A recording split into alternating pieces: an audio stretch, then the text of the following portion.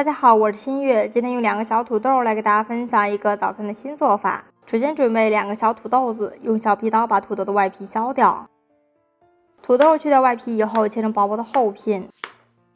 切好以后收起来，放在一个大盆子里面，在里面倒入1大碗滚烫的生水，倒入一点白醋，可以有效的去除淀粉，还可以防止氧化变黑，抓洗一下就可以了。倒在一个漏网里面沥掉水分。沥掉水分以后，放在蒸屉里面，用手平铺均匀，盖上锅盖，大火蒸10分钟。下面准备一根青辣椒，先对半切开，把里面的辣椒籽给它去掉。先竖着切几刀，切成长条，再横着切成小丁。切好以后收起来，放在盘子里面。准备一根5毛钱的香肠，先切掉头部，再对半片开，去掉外皮，放在案板上切成火腿肠丁。收起来和青辣椒放在一块儿，准备2根小葱，直接切成葱花，加入葱花呢，味道会更好。收起来放在盘子里面。我们的土豆已经蒸熟了，用筷子一插就透，像这样就说明蒸至熟透了。取出来放在大盆子里面备用。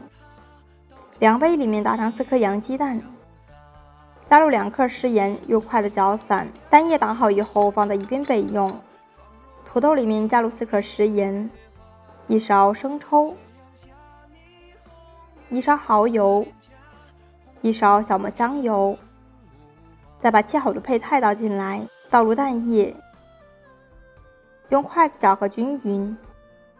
准备一个电米铛，倒入食用油，油温烧热以后，倒入我们搅拌好的土豆面糊，用筷子快速的整理一下，平铺均匀。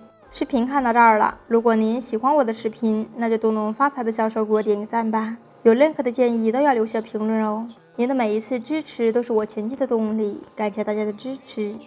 先不用盖盖子，煎3分钟，煎至底部定型以后，在表皮上喷点食用油，盖上电米铛上盖，上下火烙至3分钟，全程开中火烙至5-6分钟就可以了。打开盖子就可以闻到浓浓的土豆香味儿，表皮金黄酥脆，像这样就是可以了。我们利用一个铲子想办法取出来，放在案板上，用刀切成小块更方便食用。